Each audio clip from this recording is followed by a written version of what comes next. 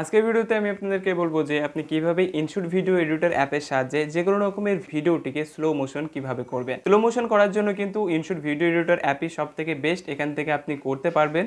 কিন্তু ফ্রেন্ডস, এর মধ্যে যে অপশনটি রয়েছে সেটিকে সঠিকভাবে আপনাকে ইউজ করতে হবে। এটিকে কিভাবে সঠিকভাবে ইউজ করে আপনার ভিডিওটিকে স্লো মোশন করবেন সেটি আজকের এই ভিডিওর মাধ্যমে বলতে চলেছি।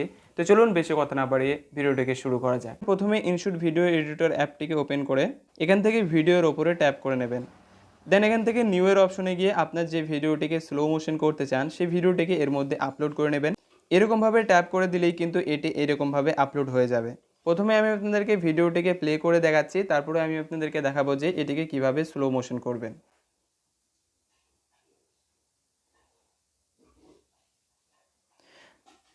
তো দেখতে পাচ্ছেন যে এই রকমের ভিডিও রয়েছে। স্লো মোশন করার জন্য প্রথমে কিন্তু এই ক্লিপের ওপরে ট্যাপ করবেন, এখানে একটু স্লাইড করে এই সাইডে আসার পরে এখানে দেখতে পারবেন স্পিডের অপশন, এর ওপরে ট্যাপ করে দেবেন।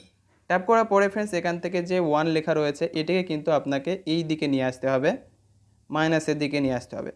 এবার ফ্রেন্ডস আপনি কতটুকু আসলে এই স্লো মোশনটি পেতে চান সেটিকে এখান থেকে আপনি সিলেক্ট করে নেবেন। তো দেখতে পাচ্ছেন আমি কিন্তু 50% স্লো মোশন করতে চাই, মানে এর অর্ধেক স্পিডে যাতে যায়, এ যেমন স্পিডে যাচ্ছে তার অর্ধেক স্পিডে যাক আমি এটি চাই। এর জন্য ফ্রেন্ডস এইরকমভাবে আপনি 0.50 সিলেক্ট করে নেবেন।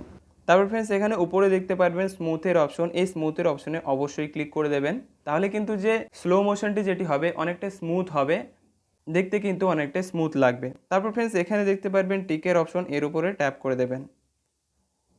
ট্যাপ করলে কিন্তু এখানে একটু প্রসেসিং হবে, সেই প্রসেসিংটি কিন্তু আপনার ভিডিওর উপরে ডিপেন্ড করবে। আপনার ভিডিও যত বড় হবে তার উপরে কিন্তু এই প্রসেসিংটি আরও স্লো কিন্তু হতে আপনি দেখতে পারবেন। তো দেখতে পাচ্ছেন এখানে কিন্তু আসলে হয়ে গেছে আমাদের। এবার আমি আপনাদেরকে প্লে করে দেখাচ্ছি।